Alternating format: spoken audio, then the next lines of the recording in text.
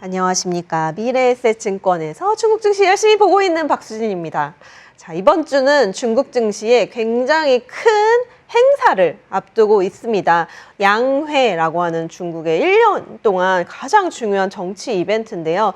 사실 이 양회를 앞두고서는 이 안에 이미 너무 많이 소문난 잔치이기 때문에 이 안에 정말 먹을 게 있는지 없는지 항상 의견이 분분한데, 그래도 이번 양회에서는 조금 좀 특별한 부분들이 있기 때문에 한번 이제 어떤 내용들이 나올지 예상해보고 이제 어떤 쪽으로 투자 전략을 가져가면 좋을지 얘기해보는 시간을 가져볼까 해요. 자, 이번 주 중화권 증시의 주요 일정 한번 그래도 짚어보고 넘어갈게요. 3월 1일에는 2월 제조업 PMI 지수가 발표가 됩니다. 이날은 이제 국가통계국 기준으로 나오는 제조업 PMI 지수와 차이신이라고 하는 민영기관이 집계해서 발표하는 제조업 PMI 지수 두 개가 발표가 되는데요. 그래서 이게 우리는 또 쉬는 날이지만 그래도 중국의 제조업 분위기를 파악할 수 있기 때문에 요건 꼭 지켜보고 체크해보고 넘어가셔야 될 것 같고요. 뭐 리오토와 니오 같은 중국의 신생 전기차 기업도 실적이 발표가 되고, 비리비리라고 하는 이제 중국의 스트리밍 플랫폼 기업의 실적도 발표가 됩니다. 지난주에 바이두와 알리바바 실적도 발표가 됐었는데 그래도 실적 자체는 굉장히 좋은 흐름이 나타났었다. 그래서 근데 전기차 쪽은 사실 조금 걱정이 되긴 하지만 그래도 한번 좀 이번 작년 4분기 기준이기 때문에 그래도 한번 지켜볼 필요가 있을 것 같고요. 그리고 이제 앞서 말씀드렸던 2023년에 양회가 3월 4일부터 개최가 된다라는 점, 이제 이번 주에 아마 계속 중국 증시를 뜨겁게 만드는, 좀 예열하는 그런 하나의 큰 이벤트가 되지 않을까라고 판단하고 있습니다. 자, 중국의 가장 중요한 정치 이벤트 양회, 이제 시간이 3월 5일에는 전인대라고 하는 회의가 같이 열리고요. 3월 4일에 정치협상회의가 이제 같이 열리면서 이 회의가 두 가지가 열린다라고 해서 양회라고 하는 건데요. 자, 약 일주일 정도 진행이 됩니다. 그리고 2023년은 20차 공산당 전국대표회의, 이제 시진핑 작년에 3년임 발표 이후에 첫 양회죠. 그래서 좀 의미가 남다를 것 같아요. 그리고 이미 이제 자기 네 사람들로만 꾸려진 내각들을 이제 그 주요 구성원들을 선출하고 임명할 예정이고요. 그리고 이제 새 정부 수뇌부들과 다 같이 모여서 위드 코로나 이후에 경기 부양을 어떻게 갈 것인가, 2023년에 어떤 경기 방향을 제시할 것인가에 대한 기대감이 커지고 있다라는 점 주목해 보시면 좋을 것 같습니다. 그러면 이 양회를 보는 데 있어서 가장 그래도 핵심적으로 봐야 하는 키워드가 무엇일지 저도 이 부분을 좀 주목해서 볼 예정인데요.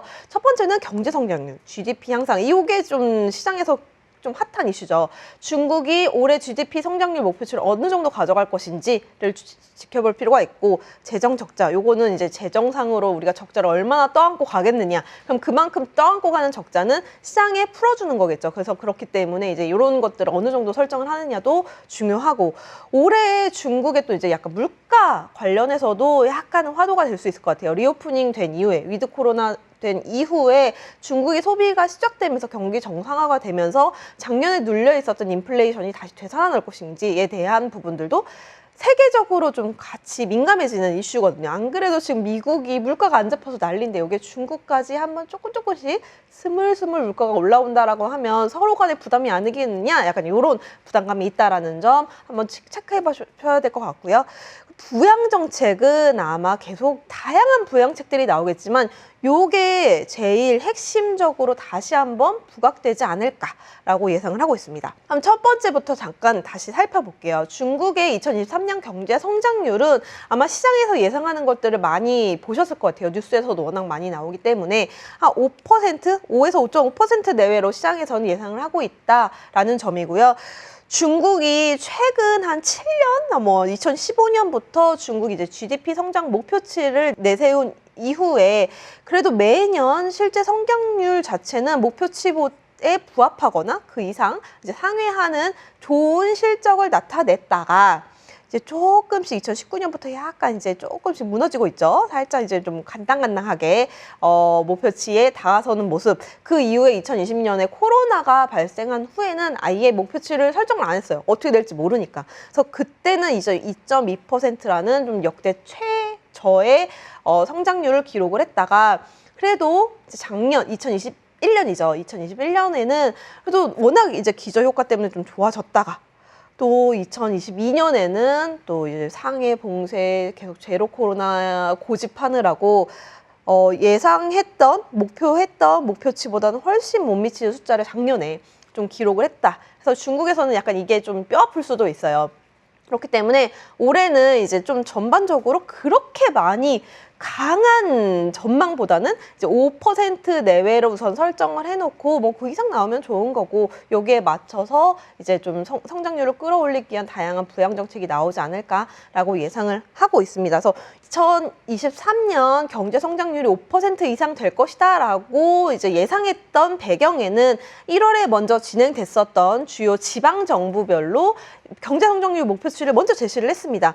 가장 좀 전체적인 경제 성장률에 부합하는 먼저 좀 바탕이 되는 주요 지역 베이징이라든지 상하이에서 제시했던 것들이 베이징은 4.5%, 상하이는 5.5%로 제시했어요. 요거의 딱 중간 5.0% 정도로 보는 것 같거든요. 그리고 다른 지역까지도 다 평균치를 내봤을 때 한 5에서 5.5% 정도가 나오더라라고 이제 이렇게 추산이 되기 때문에 올해의 중국 전체 성장률이 그 정도 될 것이다라고 이제 추산했던 하나의 바탕이고요. 굉장히 세게 제시를 한 데도 있습니다. 하이난 같은 경우에는 관광업이 회복될 것이다 라는 기대감 때문에 9.5%까지도 질러놓은 지역은 있다. 하지만 이거는 요 지역만의 특색인 거고 전반적으로는 한 5% 정도로 예상하고 있다라는 점 주목해 보시면 좋을 것 같고요. 정말 실제로 양회에서 어느 정도 수치를 내세울지 한번 지켜보시는 게 가장 큰 관전 포인트다 라고 보고 있습니다. 그리고 재정적자 목표치도 3% 정도로 시장에서는 예상을 하고 있습니다. 2022년에는 2.8% 예상을 했거든요. 그래서 점점 2020년 이제 좀 3.5% 이상 찍고 조금 그래도 내려왔었다가 작년 이제 많이 힘들었잖아요. 그러니까 요거에서 조금 올릴 수 있는 수준으로 제시를 할 것이다 라는 전망이 우세하고 지방 정부에서도 이제 특별 채권을 계속 발행을 해서 이제 경기 부양하는데 돈을 쓰고 있는데 우선 목표치 2020 코로나 발생한 이후에 2021년에 목표치가 뭐 한 이 정도 한 3.65 정도 됐다라고 하면 그것보다도 발행이 덜했었고 2022년에는 예상했던 것보다 훨씬 많이 발행을 한 상황이죠. 부동산도 있었고 코로나도 있었기 때문에. 그래서 올해도 아마 작년 수준의 발행량을 유지를 하지 않을까라고 시장에선 예상을 하고 있고 이게 어느 정도 발행이 될지 좀 기대를 해볼 필요는 있겠지만 근데 사실 저는 이것도 약간 걱정이 되긴 해요. 사실 뭐 지방정부가 돈이 많지 않은 상황이기 때문에 이렇게 좀 굉장히 크게 질러놨는데 요거에 부합하는 수준이 나올 수 있을지 한번 저도 예민하게 지켜봐야 되는 이슈 중에 하나다라고 보고 있고요. CPI 지수, 올해 물가 지수도 중국에서 굉장히 예민하게 지켜봐야 되는 이슈 중에 하나겠죠.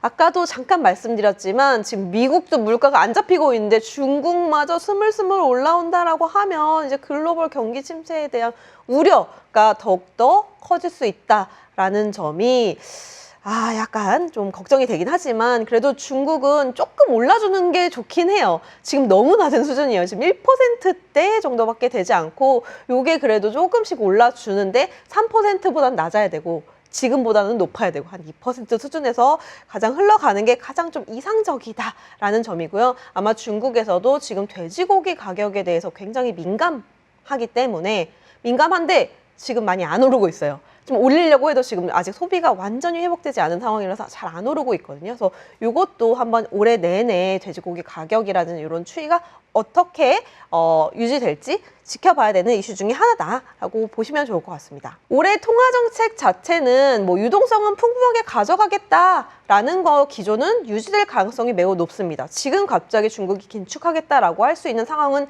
전혀 아니죠. 하지만 예전처럼 돈을 조금 더 많이 풀어준다든지 이런 것들에 대한 기대감은 시장에서 많이 줄어들었다. 그 배경에는 미국도 금리 인상을 조금 더 매파적으로 장기적으로 가져갈 가능성이 높아 보이기 때문에 중국은 그것도 봐야 되고요. 그 눈치도 봐야 되고 근데 중국의 부동산이 이제 얼만큼 속도감 있게 다시 끌어올라가느냐 또 같이 이제 보면서 그 속도 조절하면서 금리 인하를 조금 더 해주거나 아니면 이 상황에서 해주기 어렵다면 그거에 준하는 수준의 통화 정책을 실시할 가능성이 높다라는 점을 시장에서 예상을 하고 있다라는 거를 주목해 보시면 좋을 것 같습니다. 자, 그 외에도 나올 수 있는 부양 정책은 이만큼 많습니다. 계속 내수 확대 정책, 뭐 인프라 투자, 부동산 촉진 이런 것들은 계속 나올 수밖에 없고요. 거기에 이제 소비를 완전히 촉진하는 자동차, 가전, 뭐 신에너지 관련된 다양한 소비 촉진 정책이 좀 나올 수 있다라는 점. 그리고 계속적으로 얘기를 하고 있는데 아직 시장에서 뚜렷하게 나오는 게 없어요, 사실. 좀 기대감은 커져가고 있는데 아직 구체적인 방안이 나오고 있지 않다라는 점. 그래도 앞으로 나올 것이다. 라는 기대감은 계속 남아있다라고 보시면 좋을 것 같고요. 그 외에도 시진핑 정부가 계속적으로 강조하는 과학기술 자립에 대한 얘기도 나올 가능성이 매우 충분하겠죠. 최근 들어서 미국이 더 반도체 시도 하려고 하고 있고 그 안에서 이제 중국이 가져가야 되는 핵심 기술, 첨단 기술은 여전히 끌고 가야 되는 길이 매우 무궁무진하다. 라는 점. 요 디지털 경제 하려고 그러면 과학기술 자립이 먼저 선행돼야 되거든요. 그 외에도 신에너지 뭐 촉진이라든지 안보 쪽으로도 계속 강조될 가능성이 높아 보입니다. 그래서 제가 지금까지 양회에서 나올 수 있는 내용들, 주요 굵직한 내용들을 한번 예상을 해봤고 이 내용들을 한번 들어보시고 이제 다음 주에 나올 주요한 내용들이 이런 시장의 예상치와 어떻게 좀 다른지 또는 비슷한지 톤을 같이 비교해 보시는 것도 하나의 또 관전 포인트가 될 것 같아요. 그래서 시장 내에서 결론은 이겁니다. 사실 굉장히 의견이 분분해요. 양회 뭐 이미 다 나올 거 나왔고 뭐 시진핑 정부 구성될 거 다 나왔고 뭐 기대할 게 더 있겠느냐라는 의견도 있어요. 사실 그것도 맞고 사실 막상 소문난 잔치에 딱 뭔가 이렇게 할 거야 라고 했을 때 시장에서 또 실망감이 또 어느 정도 있을 수도 있어요.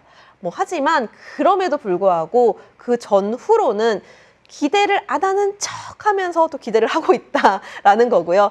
결국 중국 증시는 이 기대를 안 하는 척 기대를 하면서 그래도 중국 정부가 하려는 방향에 대해서 같이 따라가면 그래도 좋은 투자 기회가 될 수 있다라는 거는 분명하다. 아까 말씀드렸던 이 내용을 바탕으로 자, 내수 확대, 소비 촉진, 과학기술 자립 이런 것들만 관련된 산업 뭐 소비라고 하면 뭐 음식료도 있을 것이고 자동차도 있을 것이고 그리고 또 뭐가 있을까요? 뭐 아까 5G 관련된 그리고 요즘에 또 그 챗 GPT 관련해서도 계속적으로 AI 관련된 부분들도 중국에서 이슈가 크다 보니까 같이 좀 주목해 보실 필요가 있지 않을까 계속적으로 말씀을 드리면서 이번 주 보이차는 여기서 정리를 하고요.